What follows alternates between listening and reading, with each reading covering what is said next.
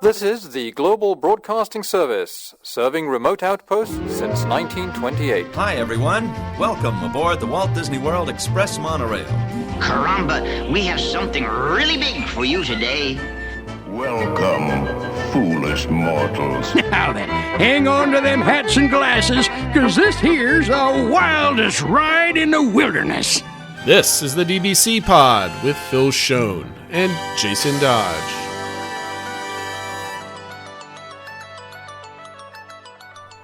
Hey everybody, welcome to this week's pod. This is a week in review.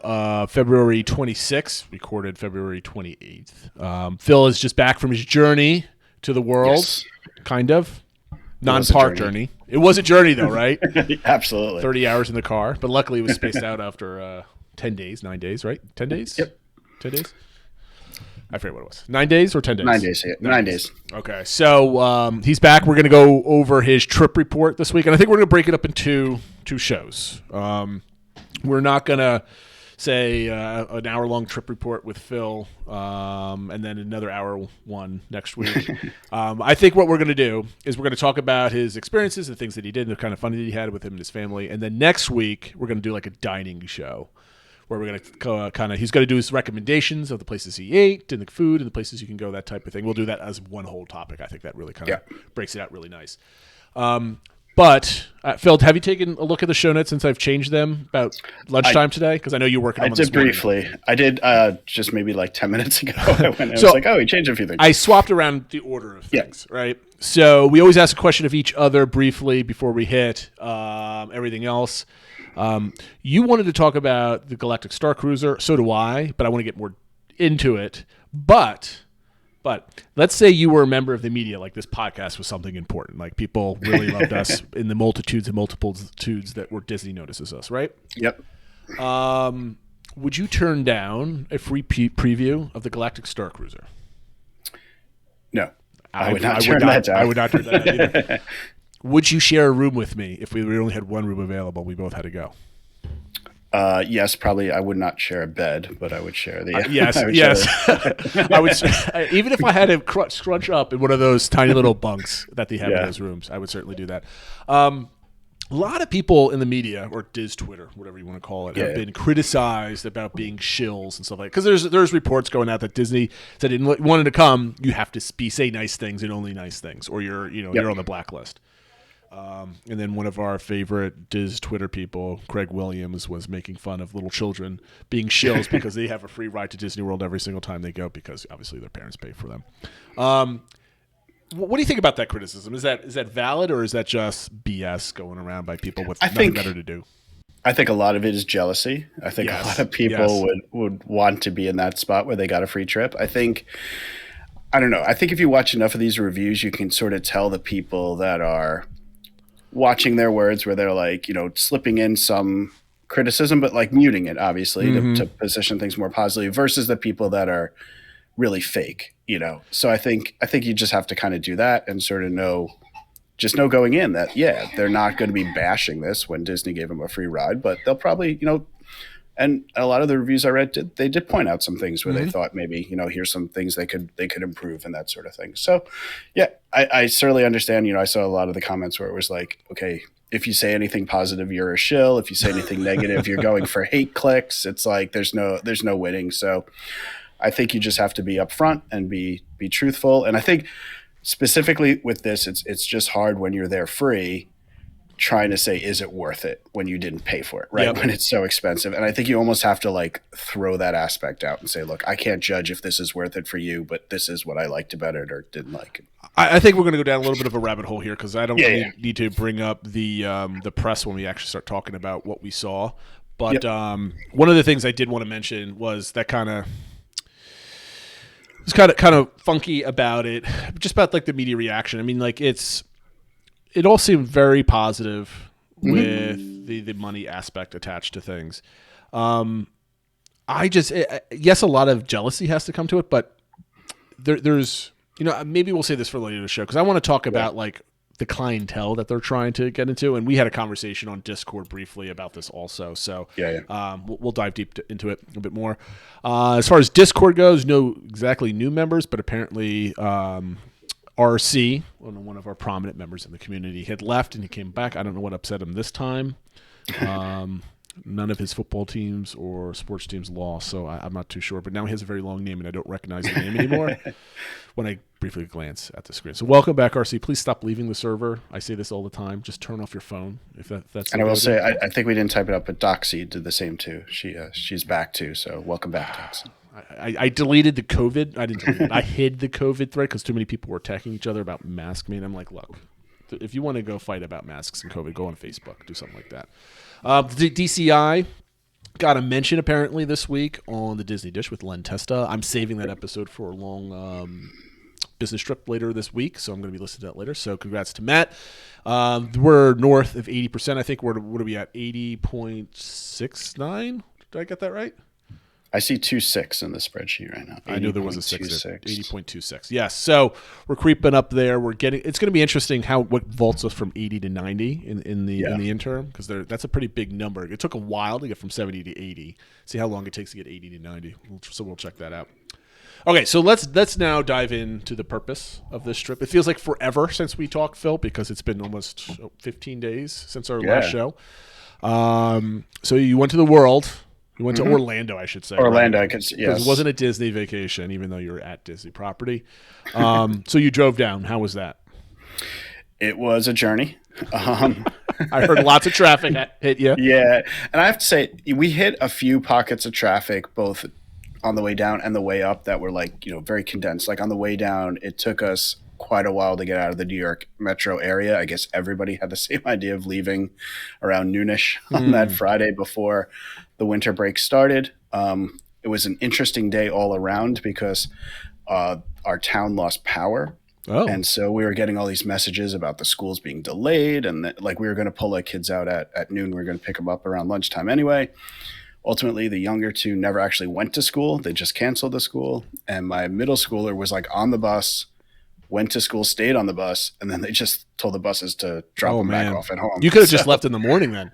Yeah, well, that's what it turned out. We could have, but I was doing work and stuff like that anyway. So we did leave around noon, which was what we were targeting. But yeah, we wound up about 3 hours behind schedule on that first day due to traffic. Of course, it seemed like most of the trafficy time was when my wife was driving, so I felt bad for her. So it just kind of put us behind. We didn't get quite as far as we wanted to. We got to a hotel in Southern Virginia at about midnight. Mm-hmm. And then we were up because we were behind, so we left the hotel at 5:30 in the morning. So we weren't there very long, but we got a few hours of sleep. Similar thing on the way back, not quite as bad. If it wasn't for those traffic bits, it really wasn't too bad. We survived okay, but those traffic things just pushed us behind. And where did you end up getting to? Where's your stick? Because I know you don't do a straight shot. Yeah, so we stopped at in Southern Virginia. I forget the name of the town where it was. Actually, I wrote it down. It was Emporia, Virginia. We were hoping to make it into North Carolina, but we didn't quite make it. But we the way we do it is we just go as far as we can. Mm-hmm. And then I look at either the Hilton or the Marriott sites where I have points and kind of find out what's something available that we have enough points for, and that's where we stop for the night. So. And by the way, I have the slideshow up, and I have everything in order that you gave me. Okay. I know you can't see it, and for those that are listening, I'm sorry, but we have pictures, so maybe this will entice you to come on to YouTube for this one show to kind of see some of Phil's pictures. Yep. So I have them in order, so I'll just call out a number when you want to show something, and I'll bring it up. Okay. Okay. So you made it probably a good 7-ish hours without traffic down, right? Then you picked up. So what time did you arrive in Orlando the next day? Yeah. So I did note we got to the Florida Welcome Center about 1 p.m. on Saturday. So we did stop at the Florida Welcome Center to get our picture there. We hit a little bit more traffic. We wound up getting to the rental property at about 5:15. And I'm going to pop up the rental property map. So where did you stay? Maybe you should explain why you stayed there, how you found it. And I know that you've got a thing going on with it. Yeah. So I think I mentioned this in our last week, but this was part of our plan when we were going to do a year of Disney centered around the 50th anniversary and get annual passes and go multiple times and see all the new things. And then COVID kind of happened, and all those they stopped selling annual passes and not everything opened. And so we kind of squash that a little bit. But we had previously made reservations at a vacation home that one of our friends has. It's part of a group of homes that they have called Positive Latitude. And they have this place in Kissimmee. It is, the map is up there. It's part of Emerald Island Resort. It's really close to Animal Kingdom. So probably a year and a half, almost 2 years ago, we booked it for this week because we know with it being President's Week, a lot of people have interest. So we booked it then. Mm-hmm. And so we kept debating even like, do we still want to go and that sort of thing? But we're like, well, let's just go. We'll have the rental property and it has a, private pool and all that sort of stuff. So we'll spend more time at the house and not really do all the Disney parks. Cause again, the plan was to have annual passes that we don't have. So yeah, so we knew the people that had it, wanted to support them. They kind of just started this up a little while ago. It's the same house my wife stayed in August with her mom's and kids trip. Okay. It's quite a large house. It's 8 bedrooms. But obviously we didn't use them all because it was just us this time. But yeah, it was super close location, really nice resort, really nice house. I know I didn't take too many pictures, but I included a couple pictures. If you go to the second picture, they have a game room there that's themed to Harry Potter. It even has floating candles and stuff like that. So lots of stuff there. Like all the bedrooms, there's like a small world themed room, a Toy Story themed room, all that sort of stuff. Oh wow! And then I think the third photo I took them the next morning out at the pool with the hot tub and stuff like that. That's screened in. It looks like it's all screened in with one of the bird cages, but overlooks water. We had it heated for the winter, so it was nice. So we spent a lot of, I was writing down my notes every morning. Was like lazy morning. Did some swimming in the pool. So I'm looking at the Google map that you took a shot of. You look like you're about 15-minute drive from Magic Kingdom, or no, Animal Kingdom. Excuse me. Oh, so if with no traffic, it's like a 7-minute drive to Animal Kingdom. Oh, it's not too bad. Giving everybody an idea of how close you are. Yeah, and jumping ahead, when I did go to Magic Kingdom for a Run Disney event, it was super early in the morning, obviously no traffic. It took me 13 minutes to get to the Magic Kingdom. So just giving you an idea, there are places available outside of the parks that are really nice and roomy. This is something that I would consider as our trips get bigger with more people, right? Because I want to try to recapture a trip with my parents that I didn't get, and that would be 7 people, and I don't want to spend two rooms worth for and we'll set out the link and stuff to where you want to about the place specifically. And obviously we booked it a while ago, so the pricing we paid was a little bit cheaper. I did just check; it starts now at $250 a night for the house. That's nothing. That's pennies. So for 8 Disney bedrooms, pennies. you can easily fit 2-3 families in there. Private heated pool, so can't go wrong. Now, let me ask you this. I meant to ask you this when we were talking about driving down. So you drove down. What made you drive instead of fly? Was it just a cost thing? It was really just a cost thing. We looked into it. With the cost of fuel. And even that factored in. But you still saved? We knew we were going to be off property, so we really needed a car. And rental car prices are really crazy. And then we looked into flights. And I think just now, a lot of people are traveling down. And with this being a vacation week for a lot of schools in the Northeast, everything down to Florida was like $500-$600 a person when we were looking. So times 5 plus the rental car, it just really added up. So yeah, a friend of ours just came back from Disney 5 days ago or a week ago, and somebody in my Cub Scout troop is going Friday or Saturday. So everybody's going down there. Okay, so you got down there. Did you do anything the first day that you were there? Was it just kind of relaxation and food? Yeah, so it's kind of looking ahead. I know on Matt's podcast they always do where their trip reports, would you have any mulligans? I think one of our mulligans or that I would have is I did plan, because we always like to do something, on the first night, have a nice meal and usually try to see fireworks if we can. So I actually planned to have dinner that night at Yachtsman's Steakhouse. Okay. I was able to book. So we did that, and absolutely wonderful meal. Like Jason said, we'll get into more of the details afterwards. But I think I was thinking of flying down or whatever, we weren't exhausted from 30 hours in the car. Right. I think everyone was just really tired, and it kind of got to us a little bit. But the meal itself was wonderful. We were also planning on then going out to the boardwalk area and watching the Harmonious fireworks from there. We did walk out for a little bit. it actually was a little chilly that evening with the wind whipping through and stuff like that. And everyone was exhausted, and we just decided to call it a night. And so we didn't actually watch the fireworks. So, yeah, so my one mulligan for my lesson learned going forward is if we're driving down, we're not doing anything. The notorious plan too much exactly. in your day and not planning for the rest. But yeah, I mean, what time did you actually pull up into the house? You said you got to the Florida Welcome Center at 1. Yeah, so it was right around 5, maybe a little after 5 to 5:15. So, you've been going all day long. Okay, so day 2, what did you do? Yeah, so day 2, it was Sunday that day. So yeah, I should probably go through the dates. So it just obviously it was over that week of President's Week, but we left noon of Friday the 18th. Got in on Saturday the 19th. So now we're up to Sunday the 20th. I will also point out that the 19th was my oldest daughter, Olivia. It was her birthday. She turned 13, so we officially have a teenager. Ooh. So she did get a little extra bonus dessert at Yachtsman. So now we're up to Sunday. Kind of had a lazy morning, did a lot of swimming. Like I said, that'll be the theme here. Excellent. The one idea we had, and I had a lot of sort of ideas penciled in, but nothing special or not too many things fixed. But we decided to go over into sort of the area north of Orlando proper, really into the downtown Orlando area, to have brunch at one of the breweries I was looking into.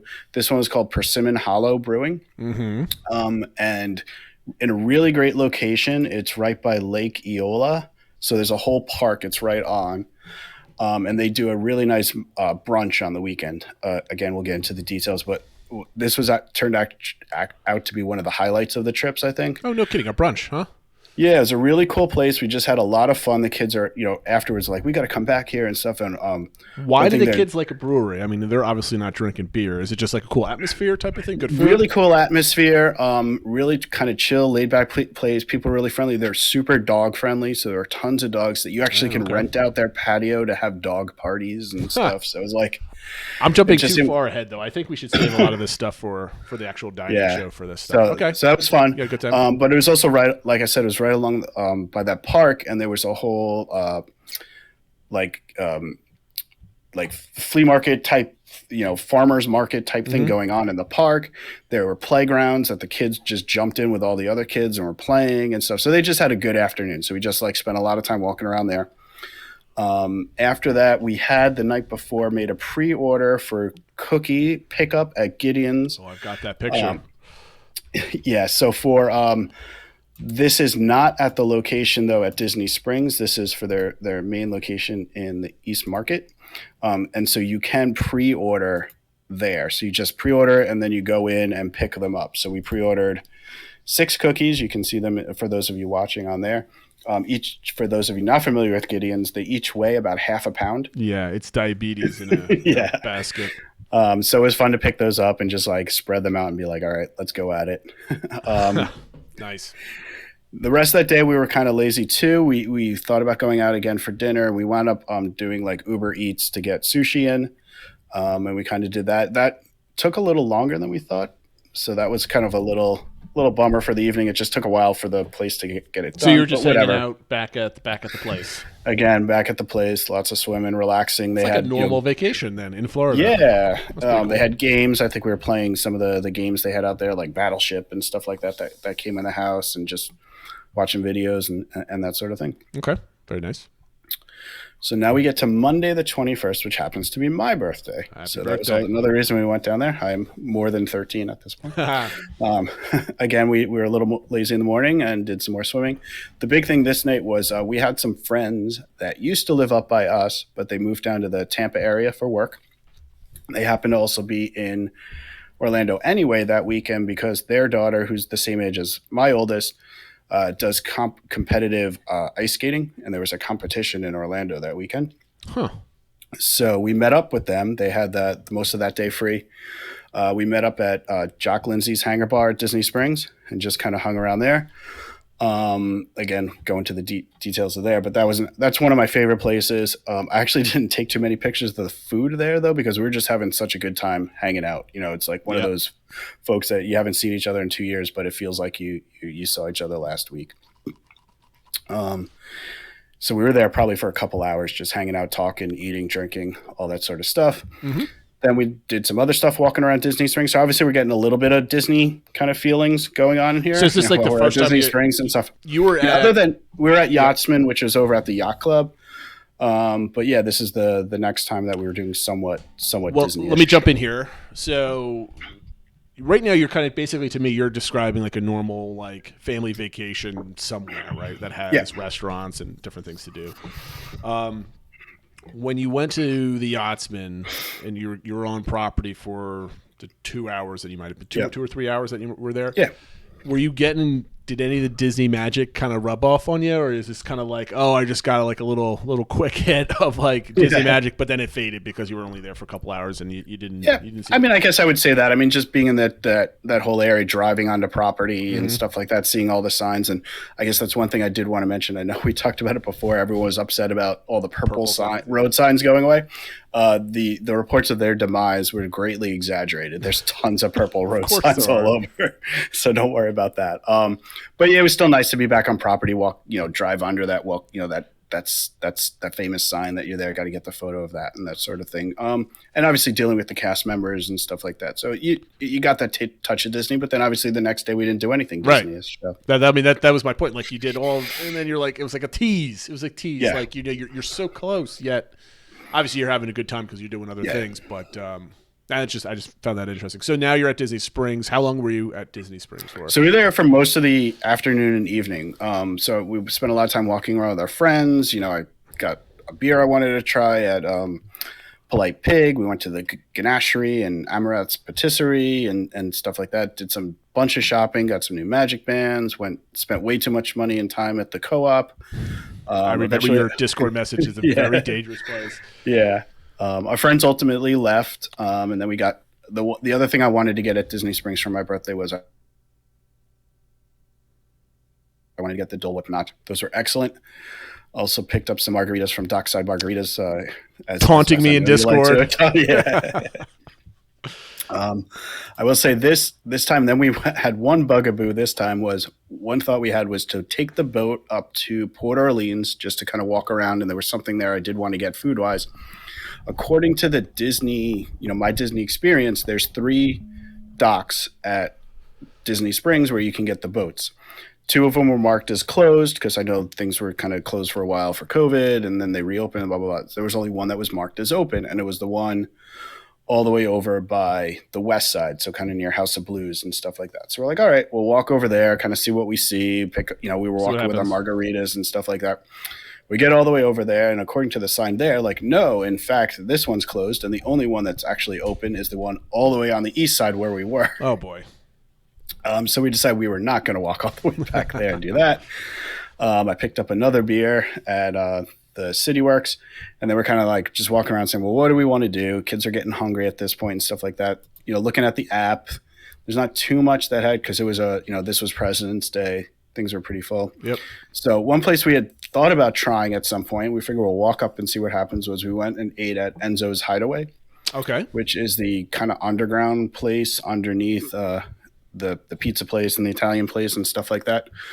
Again, we'll do the details there. This turned out to be one of like the hidden gems. Like this is the one place, like at the end of the vacation, my son was like, I want to go back and eat at Enzo's again. Like, I don't know. There's totally, I know we've talked about it in the past, how every trip, there's always these like unexpected moments that are become the memories of the trip. And this turned out to be one of them for us. So I guess everything works out for a reason. Well, I mean, that's just, I mean, is this now the end of your day? You go back to the room and so yep. Now that you're here with Disney Springs, at this point, now that with all the money that you're spending, you're getting some cool stuff. You're getting Magic Bands and all the kind of things that you would normally think about on your own Disney vacation, a true quote unquote Disney vacation. Does it feel like you are now having a Disney vacation, or is it feeling like you're having just like a family vacation at this point? What are the vibes internally? It's the best way I can say was it felt like in between. Like it felt like a Florida vacation, but like in the Disney area. Like it felt like a Disney Florida vacation, but without the parks. Okay. I don't know what that means, but I'm not exactly sure how. So like we've definitely felt like there was Disney.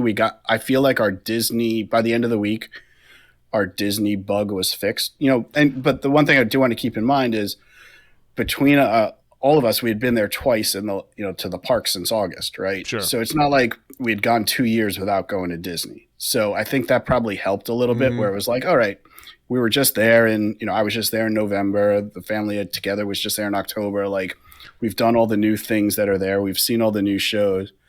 We're okay not doing that. Well, see, that's my thing. It's just like I've had 3 canceled trips at this point, right?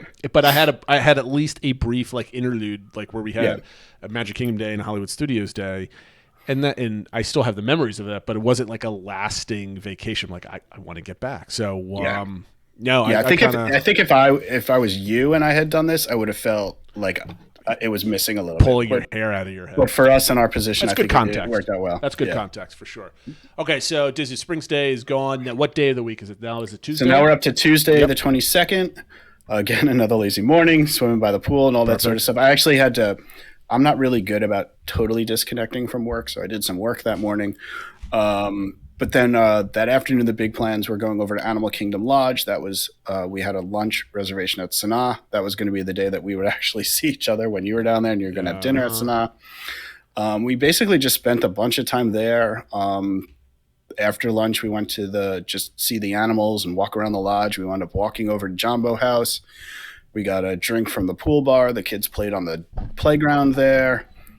We just had a really nice evening. And one thing I do want to add, the weather the week was like perfect. It was not too humid, like low to mid 80s.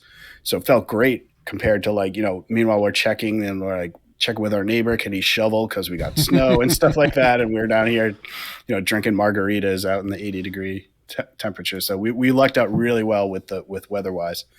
We just had a really good time, kind of, we explored the gift shops and stuff like that. And then we went back to the house, and we had plenty of leftovers. One thing I will say with all these meals, we had leftovers, and that's one nice thing with having You're eating good. The house. We could keep everything in the fridge and had the microwave and everything to reheat stuff. So that was the plan for that evening. So that was kind of our Animal Kingdom Lodge day. Again, getting some Disney touches without going to the park. Very nice. So I have here the next day, I think you went to Legoland. Do I have that right? Yeah. So we weren't planning on doing any theme parks, but we found out that the passes we had gotten these pre-sale passes for Legoland New York. We bought them before the park even opened. We were notified that they were like modifying our passes to whatever level, and it meant that we could visit any Merlin properties with them. Very nice. That included Legoland, Florida. So we're like, well, if we can get in for free, like, why let's not? Check it out. Yeah. So it was, Legoland's not right there by Disney. It was probably about an hour's drive. But we went down, and it was interesting because everything was packed up in or the Orlando area. Mm-hmm. Excuse me. Even just driving around, like, congested. The roads were backed up through like stoplights and stuff like that. But Legoland was like empty. It was like a ghost town. So it was pretty nice. I mean, it was nice to just get on rides without, having to worry about fast passes or lightning lanes or anything like that. Yep. And just kind of wait, your 10 minutes or whatever you had to do to get on the rides. And we really liked Legoland. A lot of good rides. Some of the highlights for us, they have this dragon coaster, which to me is what like Goofy's Barnstormer should be. There's like a dark ride portion, and then it's got an easy roller coaster. So kind of like a roller coaster inside Splash Mountain. Sort of, yeah. Okay. But just like more of a beginner coaster. They had another wooden coaster. They had this ride called Battle of Bricksburg, where you ride a boat. So it's kind of like you're in a Small World boat. Okay. Or it'd be like Pirates, except you also have water guns and you can shoot back at the pirates. That's pretty cool. And there's people that are like on the outside, they can fire water at you too. So we all got drenched on that, but that was fun. They have a thing called driving school, where it's kind of like just a little go-kart thing, but my younger two loved it. And afterwards you can get like an actual driver's license made up and stuff like that. They had a thing called Masters of Flight, which is just like Soarin', but going through the Lego movie. Mm-hmm. So they had a lot of really fun little things. The one thing I would say, because crowds were low, not everything was open. Excuse me. There was like not a lot of food options and stuff like that. But, just for taking a day, again, can't really judge value, and we didn't have to pay for it. Right. But we really enjoyed the day. The kids had a lot of fun. And if you have the kind of kids in that 7 to 10 to 12, maybe a little younger. Middle school type age, right? Yeah, and they do have the Duplo area, so they even have stuff for younger kids. But I definitely think if they're in that age group, it's worth a trip. Very cool. We went to a local place for dinner that was near Legoland, called Harborside. Got to see a lovely sunset. Showing it on screen. Very pretty. Had a nice meal there too. Again, get into the details later, but it was kind of just like a more local place with a lot of good food at a fair price, and just had a nice evening. And again, had about an hour drive back home from there. Okay. The next day now we're into Thursday the 24th. The next 2 days is when we have our Run Disney related events. So on Thursday the 24th, I had the Run Disney Princess Half Marathon Weekend Sunrise Yoga at Magic Kingdom. Showing your picture right now. So I had to wake up at about 3:30 in the morning. Yikes. And got dressed and drove up to Magic Kingdom. Love the T-shirt, by the way. Oh, thank you. Yes. I did get a few comments on the T-shirts. That was good. That anything can be art if you use your imagination. So you can see how crowded it was. I thought I was there at plenty of time. You could see all the people that got there way earlier than I did. Ooh. When did they start letting people in? So they said they were going to start opening up registration at 4 in the morning. I got there at about 4:15, 4:20. So I thought I was still doing good because they said the last ferry over, you had to take the ferry, was at 5. So I thought I was doing good, but apparently they said they were opening up the parking lots at 3:30. So I guess everybody got there at 3:30. So by being there at 4, I was late. I don't know. But I mean, I wasn't the last person there or anything like that. I just thought I would be closer to the front than I was to the back. But it is what it is. Lessons learned. Yeah, but it was a really neat experience. Obviously being there in the park that early was so unique. It's just interesting, everybody being on their yoga mats, everybody's barefoot, because you're doing yoga and stuff like that. So just interesting. I thought the leader did a really good job of it feeling like a full, it was basically an hour-long yoga class, but they explained it so everybody could do it, because I don't know what I'm doing with yoga. So, but I mean, you kind of cheated on your parkless vacation. You got a taste of Main Street and the castle, the two most important parts of any Disney vacation. So at least you kind of we cheated a little bit, I guess, but we didn't have traditional park tickets, I guess I would say. So that was really neat. It ended at the end. Cinderella came out and gave a little speech, and they shot off some fireworks. Mm-hmm. And then on the way out, I think I have a photo that Minnie was waving to everybody as we were leaving. There she is. And we got to keep our yoga mats and stuff like that in a carrying case. So we got a little souvenir. So I think this is the first time they've done this as part of a Run Disney event. And I think they had about 1,000 people or something like that. That's so it was pretty neat. So it was a neat experience that, kind of unique. After that, the main thing we had to do was, I got a nap in. And then we went over to the ESPN Wild World of Sports before the Run Disney Expo, because the rest of my family was doing the Princess 5K the next day. So they had to register and get their bibs and the shirts and go look at the merchandise and stuff like that.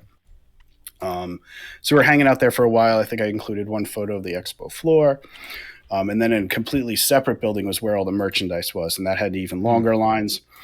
One other thing I will mention food-wise is they had, a couple stands selling drinks and food and stuff like that, but they had that popcorn chicken or chicken nuggets that came on skewers inside a popcorn bucket. I've seen the pictures. I don't know if we've even shown. I mean, they were all over Discord. They had it at some other event, but then they had it here too. And I was like, well, we got to try it. It had roasted garlic in it. It was how many flavors are they going to have in here? And then you eat it and you're like, this is pretty good. There you go. So I don't know. I guess they knew what they were doing. So after that, ultimately then we came back, rested for a little bit. For the evening, we went over to another brewery I was interested in called Crooked Can, which is also at the Plant Street Market, which is basically has a whole bunch of stalls of different food options. So that's kind of where we spent the afternoon hanging out. Again, perfect weather. It was in this neat little area north of sort of where Magic Kingdom is and stuff like that. But I guess there's parts of the street you're allowed to drive golf carts around and stuff like that. So there were all these golf carts parked right by the brewery and stuff like that. So yeah. So I was like, I want to live somewhere where I can golf cart around. Yeah, that'd be pretty cool. Well, that's why I've always wanted to do the cabins because of the golf carts, but I don't want to spend that much money for that. But we do some summer vacations at RV parks, and you rent golf carts there. So we rent a cabin, and then you just hop in the golf cart. You just kind of run around. Yep. Get in trouble. So they also had a pizza place there, so we ordered some pizzas, and that we took them home with us, and that's what we had for dinner that evening. Very nice. And then did some night swimming. But we also went to bed super early because we had to get up even earlier the next day. We were up. My alarm was set for 2:15 in the morning. Vacation. So we could get up and get all the kids going and stuff, like, because they had to put on their costumes because they all had fancy outfits for their Run Disney event. I think I included a couple photos from this. So the rest of my family was running this. I went with them to help out and take photos at the finish line and stuff like that. Overall, I think it was a really neat thing. They just where they wound up in their corral, they had to wait so long to get started that by the time they didn't cross the starting line until like 50 minutes after like the event started. Oh, wow. So the kids were already like, I think, a little like tired and cranky from that. So they weren't like super gung-ho, especially my son, about doing the actual running, and they didn't want to like stop to take pictures with the characters and stuff like that. So I don't know if they got the full experience, but they were happy when they crossed the finish line and were cheering and stuff like that. And I think I included a photo of the whole family with the golden Mickey. Yep. So for those of you who don't know, the girls are dressed up as the Fireside Girls, and my son is dressed up as Phineas. So they are all characters from Phineas and Ferb. So they definitely got some compliments on their outfits. Nice. They spent a lot of time working on those and that sort of thing. Afterwards, we got back and rested again for the afternoon. I wish my oldest daughter slept a little bit more. She was getting on, I guess she was talking to her friends on her computer and stuff like that while the rest of us slept. So she was a little cranky later in the day. Happens. But it is what it is. Teenagers, Phil. Am I right? I know. So then we were looking at, well, what do we want to do? So we're kind of like looking at the app where had food or whatever. And we noticed there was like a late lunch reservation over at the Boathouse, which is a place we've never eaten at and we've heard a lot of good things about. So that's where we went back over to Disney Springs for the rest of the day, basically.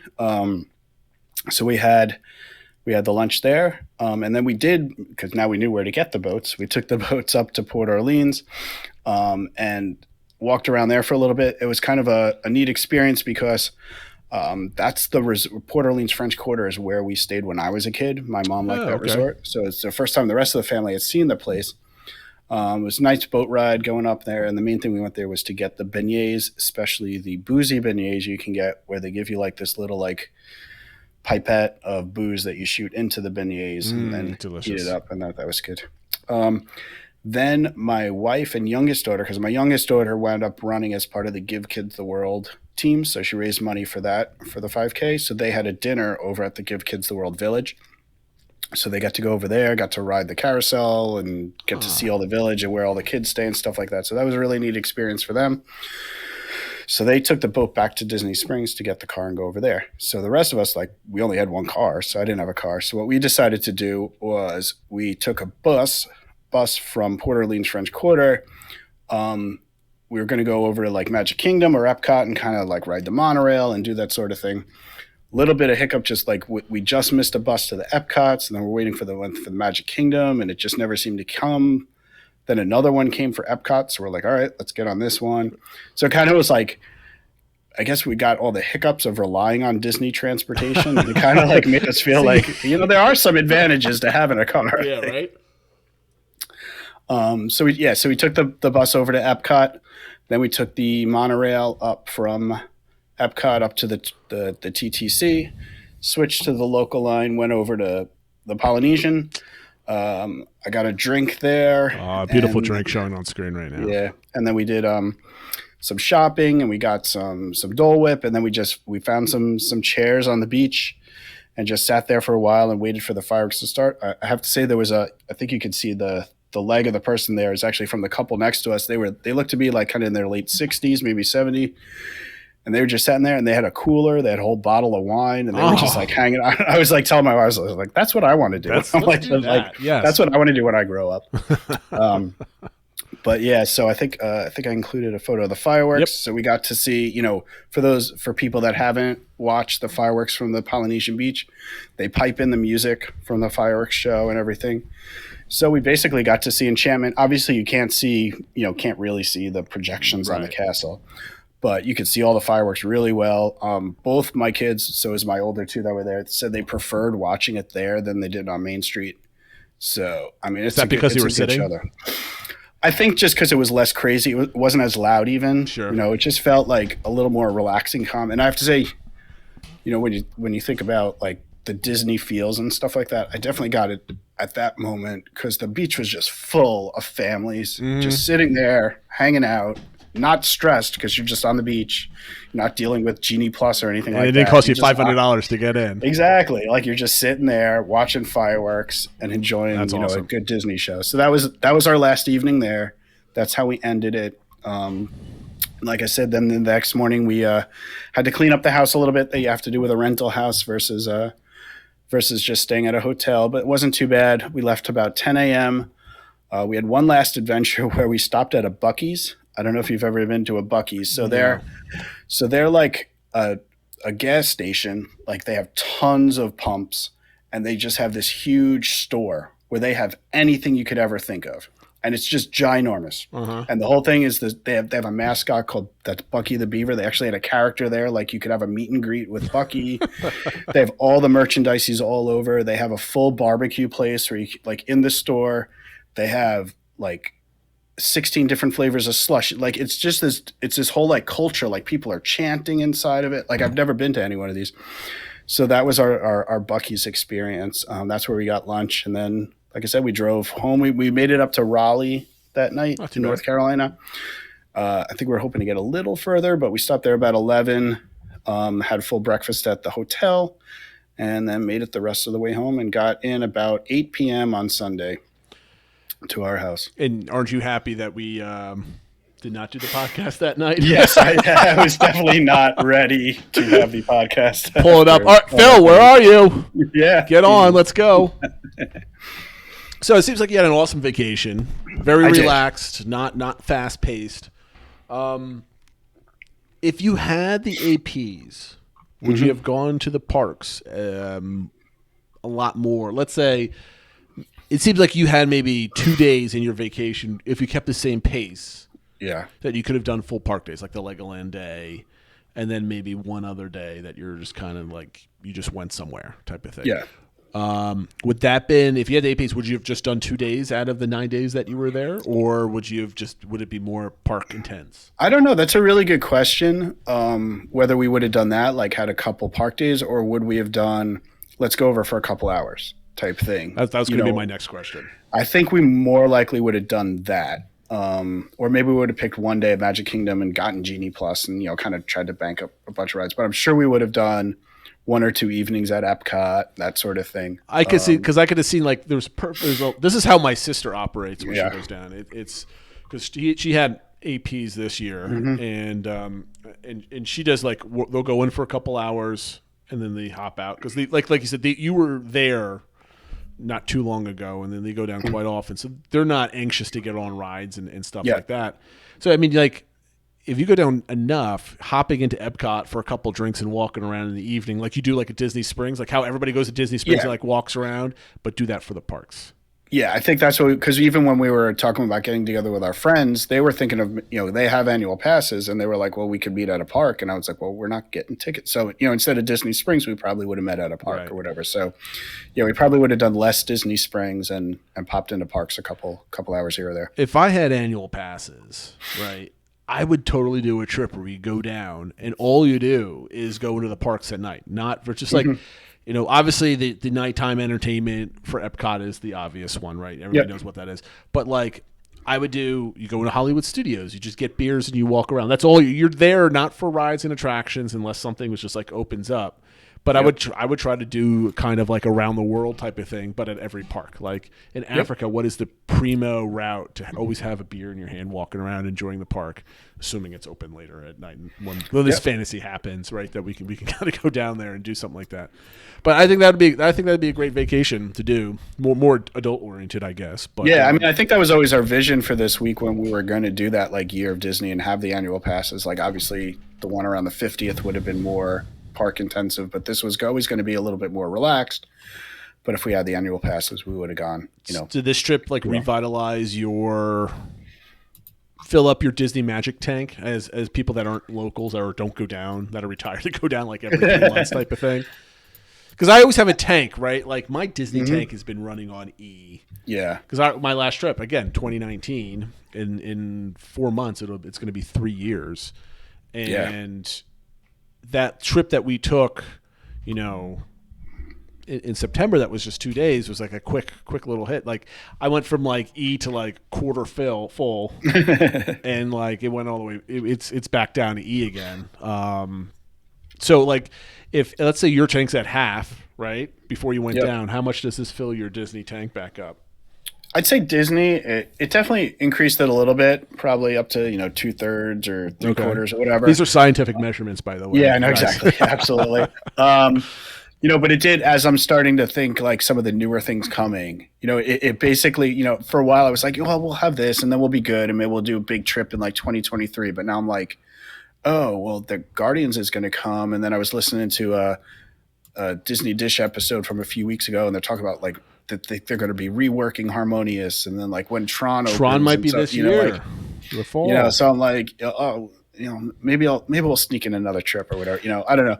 But what it really did was we just really like, I think, Florida. I know it's not that everything in Florida is perfect, but like as far as like vacationing down there, like we just like that area. And I think, on the way home, we were like looking at, real estate, like maybe we should buy a rental property down there or something like that. So I think it did more spark that interest versus it's an interesting topic. Really like Disney. It was more like, I think this vacation is what we'd love to do, like for the rest of our lives, like have a place down there where if we had the annual passes, we could pop into Disney when we wanted to, but it didn't have to be a huge thing where you're planning something for two years to go down for, you're real heavy for a week or whatever. Then, I think a topic for the next show is what would our fantasy look like if we were to either move or buy a rental property where we can go down a couple times or more times per year and the cost is not there.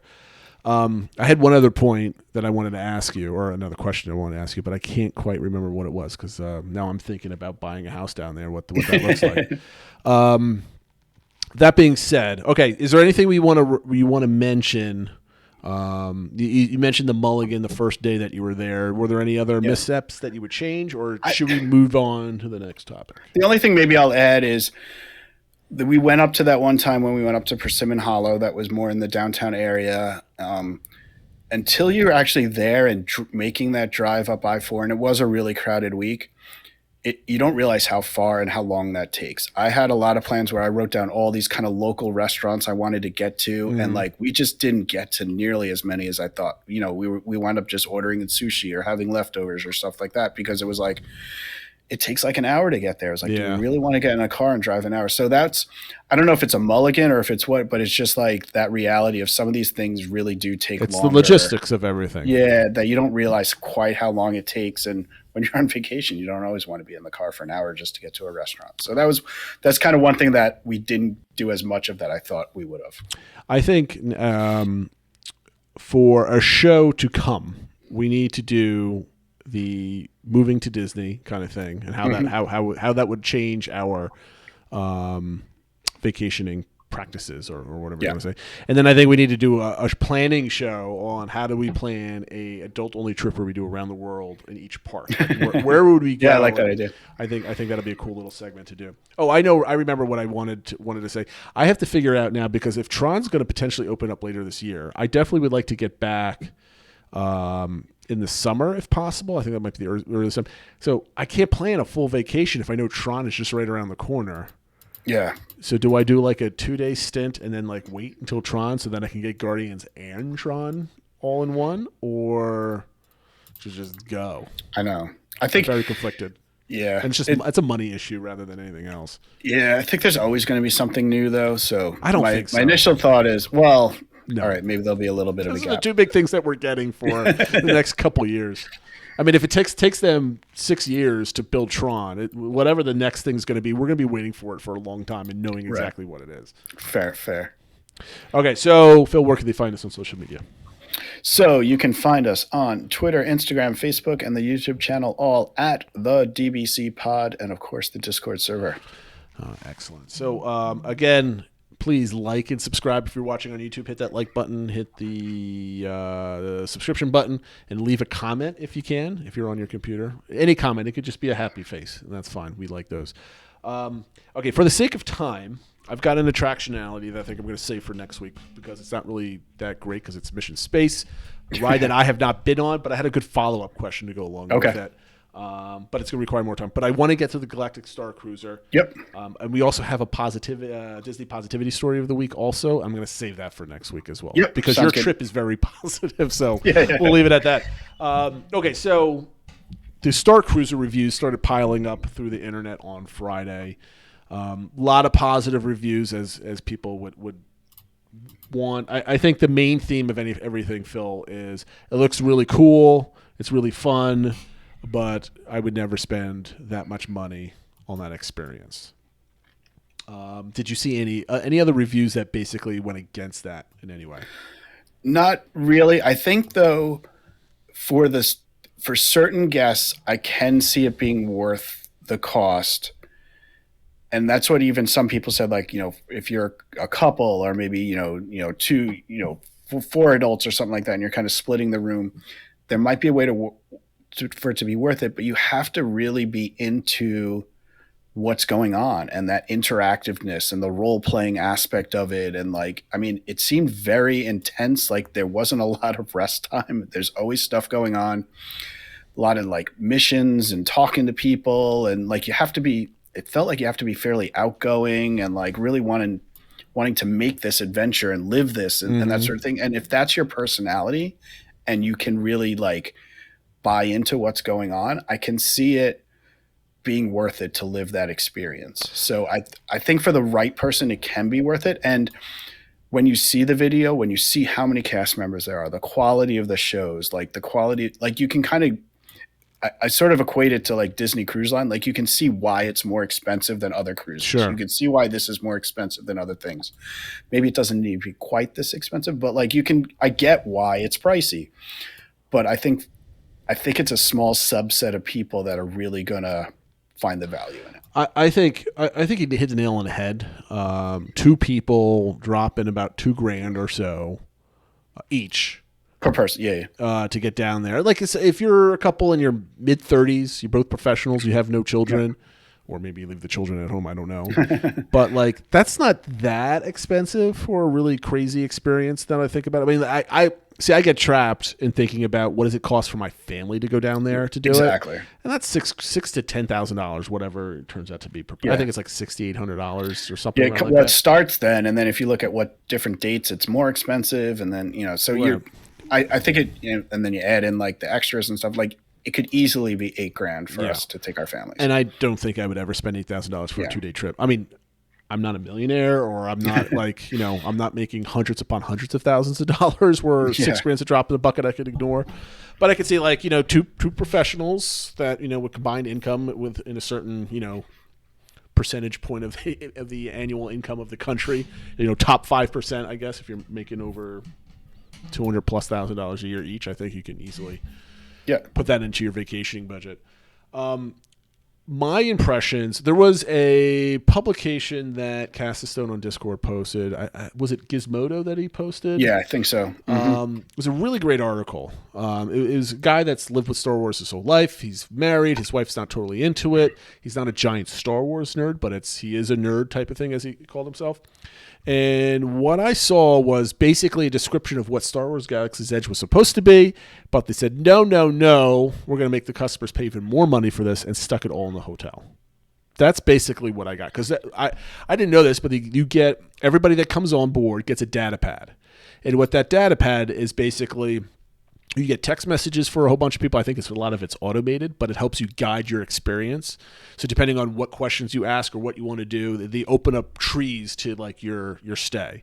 Yeah. And they explained that this is how Star Wars Galaxy's Edge is going to work with your phone. You scan different things in, and it's going to change. You're going to get points for if you're part of the First Order or you're part of the Resistance. But that never really worked. Yeah. But it does in the Star Wars Galactic Starcruiser. So I'm like, I am never going to see this experience. I know I was listening to a Disney Dish episode, I think a week ago, where they said they might expand the people leaving the hotel for an extended period of time and then charging you a couple $100 to go in and experience it. I still wouldn't pay that. So I thought that was really cool. I think that's very clever. And if you can constantly stay engaged in the storyline like that, you might find value in a stay. If the like, I know Matt Pato does not like talking about money and what these things like. You can't just fully judge on cost, right? You gotta. He's on the pro Disney side of these things, and I am too. I mean, like if you want to build an experience, that's great. So the conversation that you and I had on Discord was, I absolutely hate this experience just based on you spent all this time, energy, resources to put out a $6,000 2-day experience for a very limited amount of guests, right? Just the number of guests that could come in there. If that hotel is full for 365 days out of the year or whatever their operational days are, you're less than like 1%. I forget what the percentage was. Yeah, somebody figured out the number where if it was full every sailing, it was like 0.44% of the number of people that visit Magic Kingdom. Yeah, so it's like you're designing as a lot of money and effort. This is not just like a small thing. They did a lot of marketing on this and everything else. Yet you can't get a darn tram to operate at the Animal Kingdom. Yeah. You can't hire Streetmosphere people back. It's taken how long to get Indy back because you're not hiring enough people. I mean, like how many restaurants are closed? How many different experiences? We're at 80% on the DCI right now. Yet you found enough people to go dress up as Twi'leks to go give a bunch of people with a lot of disposable income a good 2-day experience. And that's what pisses me off. It's not that this is $6,000. There's plenty of experiences in this world that I'll never do because they're too much money, right? Right. I'm not going to have a 100-foot yacht going across the Mediterranean all to myself, right? Like that's an experience that I'll never have, and I'm okay with that. The Galactic Starcruiser, unless I come into a ton of money for whatever reason, I'm just not going to get that experience. And I'm okay. But my problem is that the rest of the Disney World experience is still lesser. And you've got a bunch of people running around a hotel maskless, having a grand old time. Yep. And that upsets me. Yeah. I think my point was I don't think they're mutually exclusive. I think Disney needs to do both of these things. They need to build these things that are for the higher end clientele. They get higher margins on it. That helps them hit their targets. So I don't think they should have not opened up the Galaxy. I'm all for Star Wars Galaxy's Galactic Starcruiser. Yeah, absolutely. I just think, but I see your point, and I just don't think they're mutually exclusive. The tram should be back, whether or not Starcruiser is open. Well, I mean, I don't think they're not having the trams open because we're opening up Starcruiser, right? But the fact that you're opening up this really niche, however you pronounce it, experience. And yet you don't have something as simple as one driver or a couple operators a day driving these things around. Like you could train somebody to drive these things in 2 weeks and they'll be fine. They're not have a driver's license. These guys could drive these things. But that goes beyond the trams. Though. The trams are just kind of like a in your face, easy example to put. But I'm like, a lot of people that are pro Galactic Starcruiser are pushing back on all the negative stuff. Like, can't be negative, all this stuff. To me, it's not an isolated story because it's part of the Disney World ecosystem, in my point of view, right? And you've got this going. Yeah, you put all this effort. They rushed putting this out because it got interrupted because of COVID, and they rushed putting this out. But Tron's still not open. The railroad's not open at Magic Kingdom. Why couldn't they didn't focus on putting that together faster? I understand why Guardians is not open because they had to film a lot of that stuff, and that's tied to another project. So I give them an excuse, right? Like I'm not blaming them for that being quote unquote late, but Tron should have been. Yep. Anyway, that's my anger on all those reviews where people say you can't criticize. I'm like, I can criticize because that's my only criticism. The only other thing I wanted to point out that's negative about the experience is I don't like a lot of the props that you see these people. I keep saying these people. That sounds rude when I say these people. The guests at the Galactic Starcruiser, they look like Fisher-Price props. Like the bevels on like the sides of like the terminals look very big. Like the screen is, let's say, 6 inches wide, but the bevel around it's also 4 inches wide, right? It looks very. It doesn't look like the recent Star Wars where it's you have nice screens and it's like the aesthetic seems off. Do you? Yeah. Am I off on this, or I kind of get what you're saying. I didn't see it that way as much. It didn't take away from me. Things do look kind of clean, and I was watching one of the videos. I think it was from Ordinary Adventures, and the guy said it was the lights look like the way they cut the lights on the Death Star and stuff like that. And it did kind of make me think like this looks like the ship that like the high-ranking officers in the Empire would have taken their families on. I don't mind the cleanliness because obviously not everything is dirty in Star Wars universe, right? Like you've got nice places that people. I mean, like Canto Blight was very nice. Yeah, let's see. This looked a little stark. Or institutional maybe in like the hallways and stuff like that. But I don't know. And everyone I've talked to seems to be very impressed with how things look in person and stuff like that, maybe with the exception of the screens in the rooms. But like, I don't know. I think everything I saw, and maybe I'll end it on a little bit a positive note, it made me want to go to the Halcyon more. Oh, don't get me wrong. I saw it like I want to go. If I could ever afford it, I would definitely go. I just don't think this experience – I'm not that outgoing. I don't think I would fully get into it. I want like the 1-day version for introverts that get to like check out everything and like you want to walk through like that. That's what I want to do. That's maybe $500 a person or whatever, not 2,000. That seems pricey. And hopefully the food's included. $300. I don't know. I'm thinking like for a full day for my family, say $1,500 for my whole family to go and have like a full day there and it kind of taste it. I don't know. That's kind of the price range where I think I could justify it versus $8,000 or whatever. I mean, the props and the way people were dressed up were much better than I thought they were. I just the only two things that they were always showcasing was a Twi'lek singer that did the was she a Twi'lek the singer or that was the performer was a Rodian.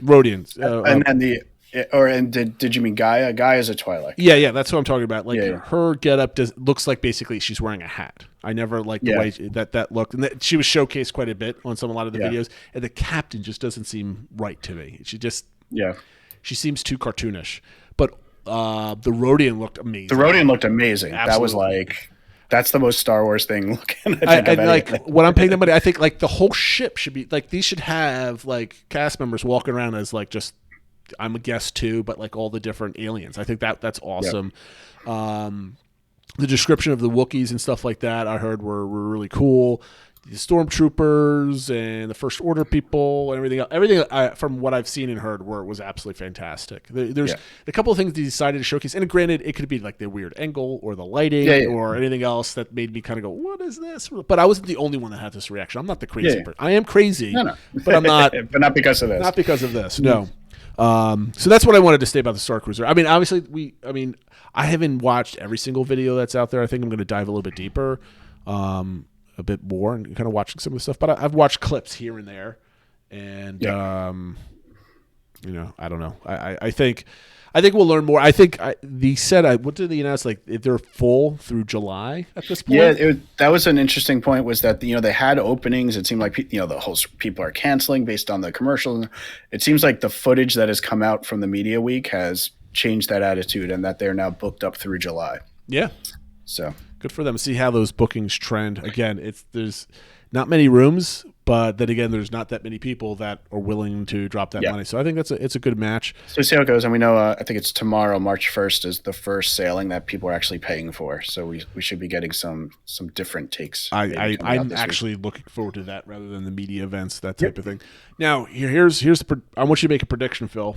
Are we going to see, let's say they're at 90+% occupancy for the first year. Obviously, if this is successful in the eyes of Disney, they're going to probably open up another one in Europe somewhere, probably in Disney in Paris. Yep. Do we see in the next 5 years an announcement for another one at Walt Disney World, but with a different theme? If this is successful, assuming it continues to run at like 90+% and reactions are positive, I think so. I think maybe it won't be this intense and this involved and this like slightly cheaper, maybe slightly cheaper and just less like intense. Like I keep seeing people like all the reviews are like they're exhausted after like there's just so much going on, and so maybe like something that's maybe 80% as intensive of this, and maybe it's a little more geared towards kids. Maybe it's princesses or something. Well, that's like what I'm saying. Like I definitely think this is success. They're definitely opening up another one, right? This is their next trend of entertainment offering. Yep.